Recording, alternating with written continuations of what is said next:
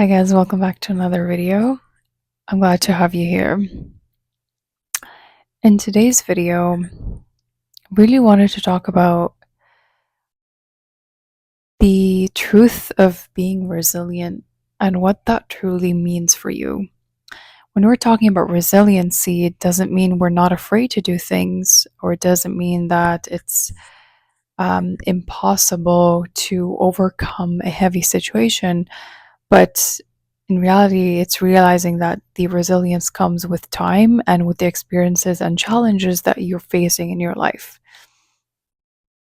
I remember back in the days, there was this moment where it used to really be difficult to navigate situations because I would think to myself, life shouldn't be this hard, or if it was, why am I going through such experiences?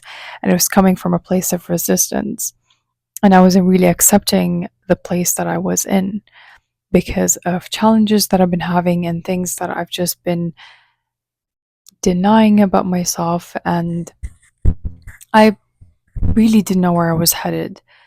And, I kept telling myself, like, there's no way that this is my life. There's no way that life is continuing to challenge me, continuing to put me in situations where it's so difficult to understand myself.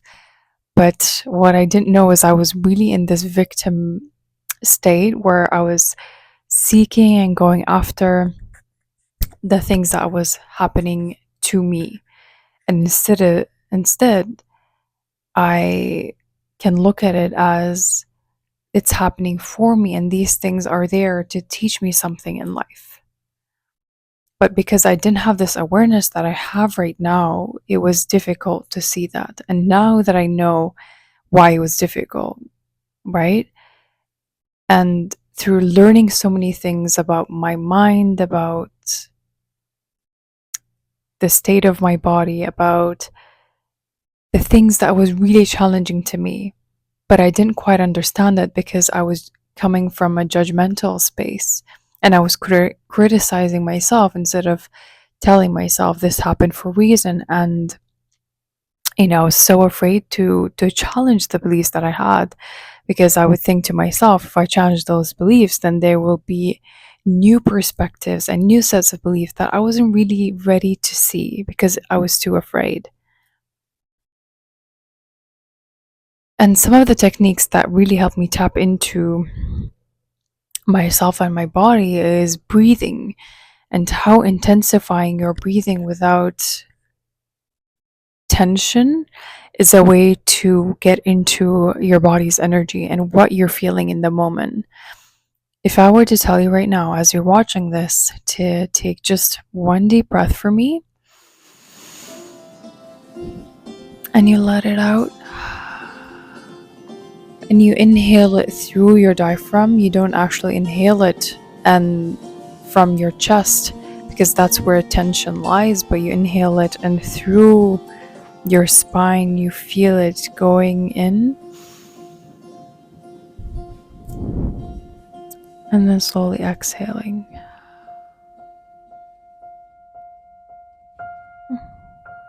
And you slowly start to relax your body, just feeling into the state and the emotions that may have risen up,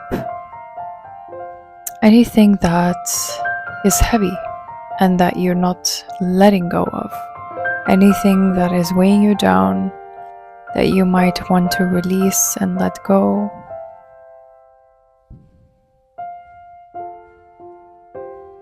Just having this awareness and having this observation of what's happening and not becoming consumed, not becoming with it. Instead of becoming consumed by the thoughts, consumed by all that is happening around you, is becoming aware inside and what that world looks like and feels like inside. Are you safe in your body? Do you feel agitated? Do you feel anxious? Can you translate that? Can you sit with that feeling and have this presence around it instead of judging it or labeling it as something that is not to be felt right now. It's so quick that we judge ourselves and we put ourselves in places where our energy is not matching what we're feeling. And we get lost in the cycle of life. We get lost in everybody's doings and beings, and we adjust our frequency and energy to what others are. So, with techniques like breath work, like you did right now with me, that was just a brief pausing, that was just a brief inhale and exhale, and it was a short presence. But if you can elongate that within your day, start maybe in the morning, maybe at night before you go head to bed, it's these little practices that can really bring about change and shifts your energy. It makes you feel not about being productive, but more how can I learn to be present with whatever it's going on. And for my whole life, I think I was a more an observer of life than being a participant because, I was shy and I was unable to speak myself and the words just wouldn't come out. It's like I'm having this bubble of thoughts and accumulated things that I really want to bring out there and externally express how I was feeling. I just let it and suppressed it. And what that caused is really tightness around my throat chakra, and there was no sort of openness in this area. And even if I were to say like or yell or and express it in any way, I would feel shame around it. So there was this idea that my voice doesn't matter or whatever I said is nothing. So what that did is it suppressed what I was feeling and maybe things that really interested me about people. I wasn't able to say it or vocalize it because in my head I was thinking, well, if I don't matter, then what's the point of saying it? So, going back to the first thing that I was talking about is opening up your energy, and how that happens is when you magnify that feeling in you, that energy in you, right? And that only comes with practice and you willing to open that up. But if you're not willing to see that for yourself and put on such practices, then you will never change into the person that you want to become. And you know what? Look at change from a place of I don't hate myself. I'm not changing myself because I hate myself, but the core of it is that I love who I am. That's why I want to improve and elevate myself. Do you see the difference?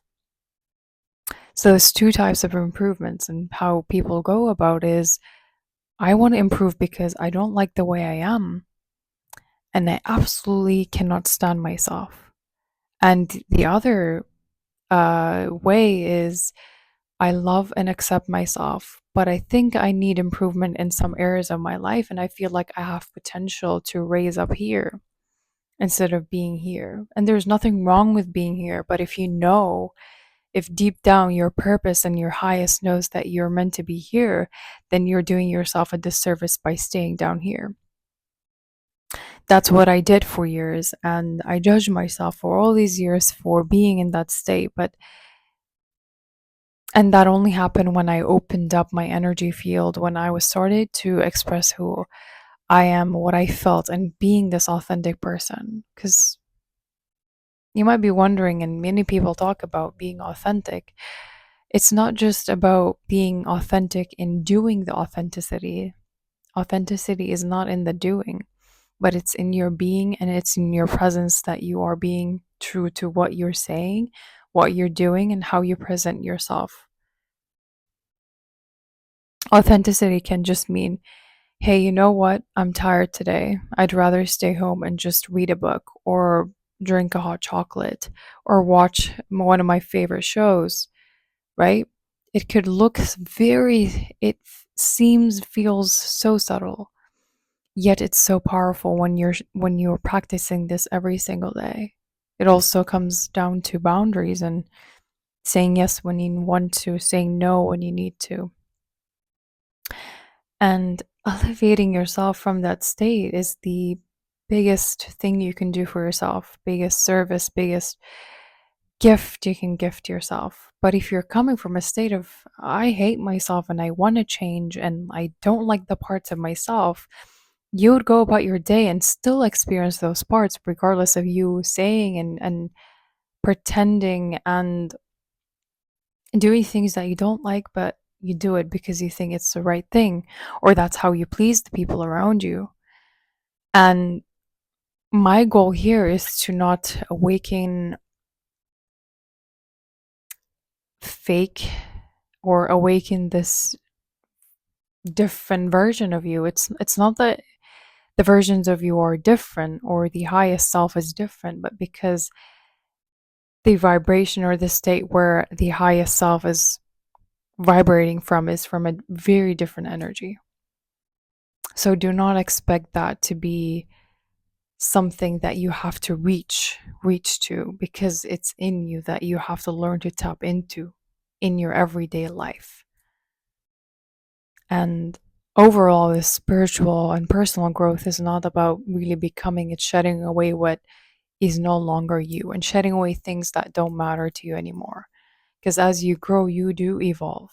And as you try out new things, you do change and you do adapt to things that relate to you right now, but maybe 3, 5 years ago don't resonate with you. And that is okay. And it takes courage to shed away that, because you need to be able to see different aspects of you and different parts of you where you're not inviting them in, you're not letting them in. Slowly, when you're getting closer to yourself and having this relationship with yourself, that's when you get closer and in connection with other people in authentic ways. If you're not being authentic to you, then do not expect yourself to be authentic with other people or expect them to be real to you. Because you know that saying that goes, you have to walk the talk. You can't just talk and say things that you want without really putting in the effort and trying and putting into action the things that you want. It's not about visualizing, manifesting, writing about it, but it's feeling it, believing it, and trusting that it's there, as well as the practices that you do every single day, whether it's pulling away from bad habits and reinventing yourself and inviting in new habits that really elevate you and that get you somewhere, get you to the place where you are at your best, and putting yourself in those states where you are feeling at your best, not expecting from someone to tell you, hey, this is what you need to do, but doing it for yourself, for your own good, for your own soul. You know it's good, you know it feels good. So don't let someone come and tell you that this is the right thing to do and this thing will feel good better for you. Because you're not somebody else, you're you, and you know yourself better. You know deep down there's something that's calling. You know deep down there's something that doesn't feel right. It knows, you know. But it's that doubt and not trusting our path is what keeps people suffering, including myself. So I have those times where I do get stuck and get back into old patterns and habits. But because I elevate myself and I know myself so much that I'm like, well, I'm going to snap myself out of that state because I know who I am and I value the things that I value and I believe in the things that I value. So I don't let that breaking down or that that fall be the end of it, because I know that I have the strength to rise up. So let that be you. Let that inspire you.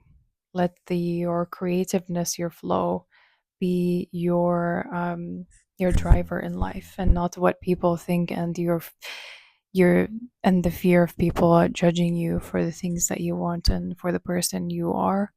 and the person that you're becoming, because that at the end of the day it doesn't matter unless you make it mean something. And if you make it important to you. So I really hope that you took away so many things, or even a few things from this video. I really appreciate if you give me a thumbs up and comment down below what resonated and what doesn't resonate with you and where you are in journey of life. I'd love to hear feedback or anything that really is helpful to support my channel and just support me putting videos out there every single week. So, if you want extra support and guidance in mindset into learning about yourself, learning about your subconscious patterns, I dropped my one on one link that you can book a call to dive deep into yourself and to know yourself. And I know it might be scary because you're like, whoa, I don't know what to expect in that call. Nothing. You just have to come as you, be open, and we'll clear some of the things out. So if you're interested, I dropped the link below this video. And like always, take good care, live with love, live with truth, and I'll talk to you guys in my next video. Bye.